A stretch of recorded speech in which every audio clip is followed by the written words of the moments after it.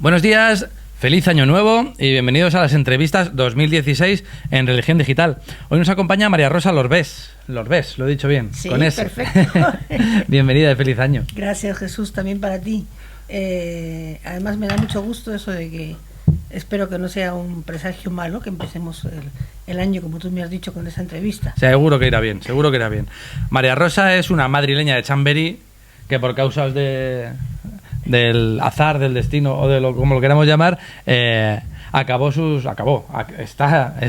viviendo los días y los afanes en Perú, concretamente en la Universidad Ruiz de Montoya. Así es. Y bueno, yo siempre digo que cuando me preguntan de dónde eres, siempre digo soy peruana, nacida en Madrid, porque en realidad eso es lo que me identifica, o sea, realmente me siento peruana, pero nací en Madrid, en la capital de España. ¿Cuántos años? ¿Con qué años te fuiste a...? Con 25, y ya no digo cuántos tengo, pero ya han pasado más de 40. Ya llevas unos añitos en Perú. Sí. Una tierra de acogida y de... Hermosa tierra, hermosa gente y un lugar en el que encuentras siempre razones para vivir, para trabajar, para luchar por lo bueno, para encontrar gente maravillosa. Conocerán ustedes la Universidad Ruiz de Montoya. Tuvimos aquí a su rector, al jesuita Cabasa, hace muy poquito. Un nombre que para los latinoamericanos para los jesuitas latinoamericanos es muy importante. Claro. Ruiz de Montoya, que es uno de los creadores de las famosas reducciones jesuitas del Paraguay. Eso ya imprime carácter a la universidad. Y tú además eres la responsable del Observatorio Socioeclesial Nuevos Tiempos, que desde dentro de la universidad estáis... Bueno, háblame un poquito del observatorio. Mira, el observatorio fue una iniciativa de la universidad y en concreto del Instituto de Fe y Cultura, que es un instituto dentro de la universidad, obviamente preocupado por estas cuestiones de hacer más presente en la cultura, en la opinión pública, en la voz de la Iglesia, la presencia de la Iglesia, y nació con el deseo de responder a un problema que es de un lado la enorme riqueza de la vivencia eclesial, sobre todo en su relación con el servicio a la sociedad, ¿no? En la selva, en la sierra, en la costa, en todo el Perú, y al mismo tiempo la desconexión o poca comunicación que había entre esas experiencias al interior de la Iglesia misma y de cara a la opinión pública y a la sociedad. Eso tiene que ver fundamentalmente con el carácter poco complejo, fragmentado del Perú a nivel geográfico, pero también a nivel de culturas y de diversos aspectos, ¿no? ¿Qué nos ofrece cuando entremos en el observatorio, que tiene un link, ahora lo verán ustedes colocado aquí en un pantallazo? ¿Qué nos ofrece el observatorio? ¿Es una visión de la Iglesia en Perú? ¿Es una visión de la sociedad en Perú? ¿Es un puente entre iglesia y sociedad? ¿Es un análisis? ¿Qué nos ofrece el observatorio? Un poco esas dos palabras, puente y análisis, las dos últimas que tú has señalado. Claro, obviamente, en realidad ese sería el objetivo, ¿no? Porque lo que presenta es experiencias de la Iglesia al servicio de la sociedad. Por ejemplo, el trabajo que la Iglesia hace contra la trata de personas, por ejemplo, el trabajo que la Iglesia hace en las zonas donde hay problemas sobre todo en las zonas indígenas, ¿no? En la Amazonía, problemas la deforestación, minería, contaminación, en fin, ese tipo de... Y también el trabajo de la Iglesia en las cárceles, el trabajo de la Iglesia con los jóvenes en general, siempre en esa perspectiva de hacer de esos jóvenes ciudadanos comprometidos con su realidad para buscar una sociedad más justa y menos contaminada en todos los sentidos, no solamente en lo ambiental, sino en general, ¿no? ¿Hay posibilidades en Perú, en toda Latinoamérica, de que esa ligazón fe-cultura, de un trabajo conjunto para construir una sociedad, un mundo nuevo, más solidario, acorde, por otro lado, con los valores del Evangelio? ¿Es posible o estamos en un momento en el que la separación es tan profunda que son términos antagónicos? Es muy, tú sabes que es muy arriesgado hablar de América Latina o de Sudamérica como una unidad, como un ¿no? todo, Porque como un todo, cierto. pasa igual que en Europa. Pero en el caso concreto del Perú, yo diría que es un desafío muy grande, porque efectivamente el Perú es un país en el que hay mucha, por un lado, mucha mayor conciencia cada vez de los ciudadanos, de los más humildes, de sus derechos, de que su aspiración a una vida más sana, en todo sentido, es una aspiración que viene de lo más genuino de su ser y de su vocación cristiana, para los que son cristianos, pero al mismo tiempo también hay mucho conflicto y muchas desigualdades, no solamente económicas, pero también económicas, ¿no? Y sobre todo a veces, muchos muros ideológicos o de otro tipo que impiden a los diferentes compartir, conversar, llegar a acuerdos de una manera armónica y dignamente para todos, ¿no? En fin, hay mucho trabajo para hacer y ese trabajo es en el que está metida la Iglesia, y por eso es importante que sea más conocido ese trabajo que la Iglesia hace por el bien de la sociedad, ¿no? Que es lo que la Iglesia en última instancia busca.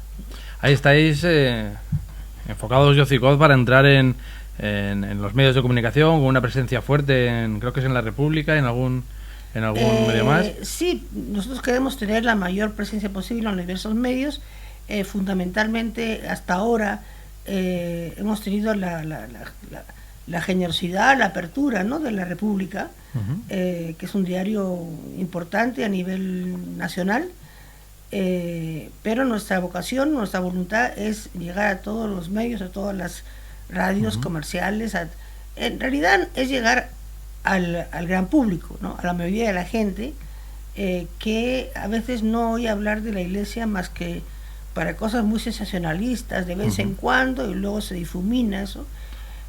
Gente que a lo mejor no va mucho a los templos, pero que tiene interés por el tema religioso, y también gente que sí va a los templos, pero que justamente forma parte de esas experiencias, pero nunca ve que esas experiencias se reflejen en la opinión pública, ¿no? O que separa el trabajo de Cáritas, de distintas organizaciones sociales, para la construcción de un mundo más justo, pero no las asocia directamente a la Iglesia. Dicen, pues una cosa son los curas, otra cosa son la labor que hacen los misioneros, las ONG. Bueno, el énfasis, lo que tú dices, Jesús, me hace señalar que el énfasis de lo que busca el observatorio y lo que buscamos con las diferentes iniciativas es, a nivel de comunicación, es que los laicos y las laicas sean los que tomen la palabra. De hecho, la están tomando ya, pero que la tomen públicamente, y que no siga existiendo, cosa muy difícil de borrar, esa cuestión de relacionar a Iglesia mediadamente con sacerdotes, religiosas, obispos, ¿no? La minoría de edad de los laicos, que dejamos que sea la jerarquía la única que hable en nombre de y que lo que queremos es cuando nosotros hablamos de la opinión de la Iglesia, estamos hablando de la opinión de esos hombres y mujeres cristianos que están en diferentes frentes, que tienen diferentes profesiones, pero que quieren efectivamente hacer un mundo distinto en la perspectiva que quiso Jesús y en la perspectiva que nos señala ahora el Papa Francisco, ¿no? ¿Cómo está ahora la Iglesia peruana? A mí un análisis breve. La Iglesia peruana, bueno, está muy motivada por el jubileo, obviamente. También muy motivada, sobre todo en las zonas más amazónicas, pero no solo en ellas, por la encíclica, ¿no?, Laudato Si, que efectivamente ha remecido y ha sido para Perú una voz, una palabra de la Iglesia muy importante. Sí. Tú sabes que existe en América Latina, bueno, no solamente América Latina, sino la franja llega incluso hasta arriba, hasta México, esta cuestión que se ha formado de la REPAN, que es la red panamazónica, ¿no? Bueno, uno de los impulsores de esa red es Monseñor Barreto, el arzobispo de Huancayo.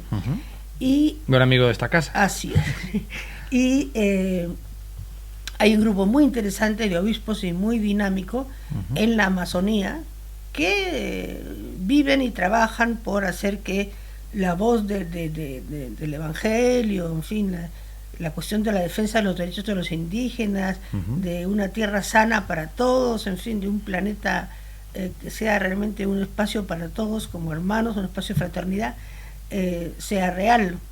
Y creo que en esa iglesia de la Amazonía puede ser una iglesia muy dinamizadora del conjunto de la sociedad y el conjunto de la... Por lo menos nos gustaría que fuera así, y de hecho hay mucha potencialidad para ello. Lo que pasa que para el Perú, como en otros países, la Amazonía es un rincón perdido que está vacío, donde no hay gente, ¿no? Así lo ven los gobiernos, así lo ven los grandes inversores, ¿no? Donde no hay personas, porque no son personas como nosotros, supuestamente dicen ellos. La ignorancia que se curaría viajando, si Así pasaran es, un tiempo allí así es. en ese fantástico lugar Pero que es la para la Amazonía. Iglesia peruana, la Amazonía y su gente, sobre todo, es un tesoro, ¿no? Que hay que cuidar y hacer y mantener cada día más rico, más bello, más pujante y más vital. En ese sentido, la Laudato Si ha tenido que ser ha sido un espaldarazo muy importante, porque un soplo de aire fresco importante. Ha habido muchos casos de compromiso de la Iglesia, y sigue habiendo, que a veces han sido mal comprendidos e incluso han tenido orden de detención para religiosas, pero también para laicos. Estamos ahora todavía con el proceso de lo que pasó en Bagua hace ¿cuántos años? En el 2009 creo que fue. En junio del 2009, que hubo por una cuestión de una empresa en la Amazonía, en la zona de Bagua, hubo una protesta de muchas semanas. Esa protesta terminó con una entrada por la fuerza y además sin querer pasar por el diálogo como era el pedido de los indígenas. Pasó con una represión, en fin, muertos, pero hasta ahora hubo muertos de ambos bandos, o sea, ambos bandos, no todos son peruanos, todos son seres humanos, de los policías y de los nativos que llamamos, pero hasta ahora solamente están enjuiciados los nativos, y en un juicio además eterno que no tiene cuándo terminarse y que está basado totalmente en arbitrariedades, porque ninguno de los detenidos está hasta ahora se le ha encontrado algún indicio de haber disparado un arma o de haber... Entonces hay una cuestión ahí muy de fondo que es una llaga en realidad en la historia de la Iglesia peruana, el caso Bagua. El hecho de que has hablado antes del Papa Francisco, estábamos comentando por encima cómo ha cambiado el enfoque, entre otras cosas una encíclica sobre medio ambiente, y haciéndonos ver que el medio ambiente es el ambiente en el que nos movemos y existimos todos los seres humanos, y que protegiendo la naturaleza también implica protegernos a cada uno de los seres vivos, también los seres humanos que ponen sobre la tierra. ¿Cómo es para una universidad jesuita y latinoamericana, aunque latinoamericana, como bien dices, no es un todo en sí, la presencia de un jesuita latinoamericano en la sede de Pedro? Algo que no se había dado en ninguno de los dos casos, ni un jesuita ni un latinoamericano. Bueno, creo que para la compañía es un orgullo y al mismo tiempo un desafío muy grande, ¿no? Para la Compañía de Jesús.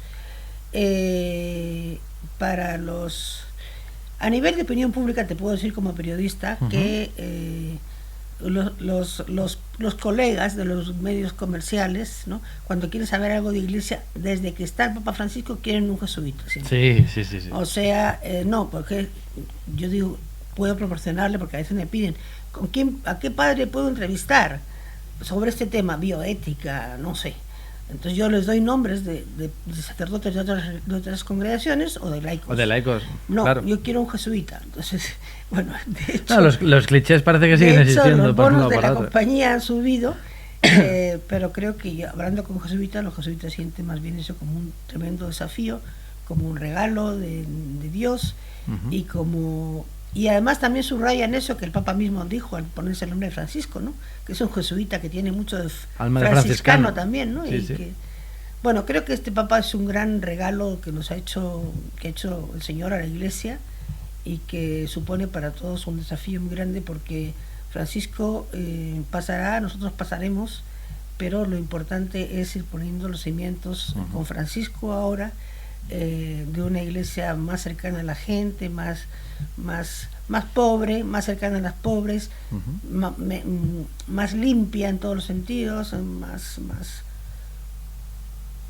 como quiere el Papa Francisco, una iglesia pobre para los pobres. Cuánto quisiera, dijo él. Y yo creo que debe seguir diciéndolo, porque eso no está todavía lejos de haberse conseguido, pero es siempre una utopía que te lanza a seguir caminando y a seguir buscando. Creo que era Ernesto Sábato, que sirve la utopía para Eduardo Galeano, para seguir caminando. Sí. Esto es. Claro, el observatorio en esa línea está Claro. en lo más alto, porque en el fondo lo que queremos es que la Iglesia como tal tenga una presencia en la sociedad, construyendo la sociedad junto al resto de seres humanos. Y ese trabajo de tender puentes es el que, al menos en Europa, también hablando de Europa como un todo, nos ha faltado en muchas ocasiones. No sé si en Perú, no sé si en Latinoamérica esa sensación también se tiene, y si ahora con la llegada del Papa es más fácil o simplemente se ve que desde dentro es posible intentarlo. No, yo creo que es más fácil, efectivamente, como tú dices, con la llegada de Francisco, pero yo creo que la Iglesia siempre, frente a estos problemas, bueno, la Iglesia que yo conozco en el Perú y en América Latina, un poco, frente a estos grandes problemas, que son los problemas del hombre, de la humanidad, de todo el mundo, ¿no?, del planeta, es muy consciente ahí donde está que ella sola no puede hacer las cosas. Entonces, la relación con las autoridades locales, con el sector privado, local, en fin, con todas las instancias de la sociedad civil y del Estado que hay en sus respectivos lugares, es fundamental. Eso la Iglesia lo tiene muy claro. O sea, ella sola no va a lograr, pero tiene que poner su granito de arena que le toca a ella, ¿no?, a la Iglesia. Pero al mismo tiempo, cada vez a nivel de América Latina, por lo menos yo sé, y sé que en general parte de la doctrina de la Iglesia sola no puede, frente a problemas sociales, no puede hacer mucho, si no consigue que esas búsquedas, esas luchas de la gente por una vida más justa se conviertan en políticas públicas o se conviertan en decisiones de los gobiernos o de las instancias locales que tienen que ver con su vida cotidiana. Y en eso la Iglesia creo que es suficientemente humilde e inteligente al mismo tiempo para saber que tiene que trababar de la mano con el resto de agentes y de actores, sobre todo porque siempre lo ha hecho, porque la Iglesia es la única institución, no hay comparación histórica ni cuantitativa de otra cosa que no sea la Iglesia, y ha contribuido a generar sociedades y culturas en todo el mundo a lo largo de más de 2 milenios. En el Perú decimos muchas veces, y se puede decir de casi todos los países, que es la institución que tiene una presencia geográfica más diseminada y o sea, que hay muchas zonas en el país en las que quizá el Ministerio de Educación o el Ejército, qué sé yo, ¿no? No llega, o el Ministerio de Salud, por señalar las instituciones más en los que la Iglesia está. O sea, la Iglesia está en los lugares más recónditos del mundo, y en América del Perú y en América Latina creo que puedo decir también, ¿no? Entonces es muy importante que ese actor sea un actor potente y al mismo tiempo que teja alianzas, y eso ha querido ser también, es también la REPAM, ¿no? Yo hago mucha propaganda de la REPAM porque me parece... Pues hemos hablado de ella también en Religión Digital, es muy interesante. Hay que fortalecer ese, y hay que seguir trabajando porque además estamos con el reloj en contra. Así es. ¿Dónde podemos encontrar el observatorio? ¿Tenéis alguna web? Tenemos una web en el observatorio, observatorio signos de los tiempos, perdón, www.signosdelostempos.pe. Y allí, bueno, ahí van a encontrar toda la información que recibimos de la red de observadores, que son procedentes de no todas las regiones del país, pero la mayoría de las regiones del país, y su información más cotidiana de lo que va ocurriendo en cada diócesis, en cada localidad, y los problemas más saltantes que están, o los logros, los triunfos, porque muchas veces... No solo hay que hablar de cosas malas. Claro, las cosas que se consiguen a nivel de una mejora de vida para la gente, de una relación más positiva, más armónica, más humana, por ejemplo, con las empresas extractivas, ¿no? Es muy importante que haya un diálogo, que sea un diálogo lo más horizontal posible, ¿no? Lo menos desigual posible, para que se lleguen a acuerdos que sean dignos y respetables para todos. Reconocerse como iguales ya es un logro que no se consigue, que se consiguen muy pocas iniciativas de diálogo. Gracias a que hay empresas que tienen una mayor conciencia, ¿no? Pero no es fácil. María Rosa Lorbés, muchísimas gracias por tu presencia en Religión Digital, por vuestro trabajo en el observatorio. Estoy seguro de que podremos saber cosas de vuestro trabajo en el presente y en el futuro. Religión Digital está abierta a vosotros. Muchísimas gracias por venir, por ser la primera entrevista en 2016. Gracias a ti, Jesús. Para mí es un honor poder estar con ustedes en Religión Digital y saber que desde diferentes lugares del mundo, ¿no? Hay mucha gente, hombres y mujeres, que estamos preocupados, abocados a lo mismo dentro de la iglesia, pero también a nivel de otra gente que no tiene fe quizá, pero que tiene la misma búsqueda. Soñando con una iglesia con un mundo mejor. Así es. Efectivamente, Jesús, muchas gracias. Pido disculpas porque yo sé desde que era chiquita que hablo demasiado rápido, pero... Se te ha entendido perfectamente. Lamento esto. Y el acento madrileño peruano lo tienes muy... Sí, todavía... Ahí lo tienes. Tienes el soniquete del acento latinoamericano que es súper chulo. Muchísimas gracias por tu presencia aquí y bienvenidos. Y gracias. Y a ustedes, pues bienvenidos también. Feliz 2016 y les esperamos aquí en nuevas ediciones de las entrevistas en Religión Digital. Que tengan un buen día.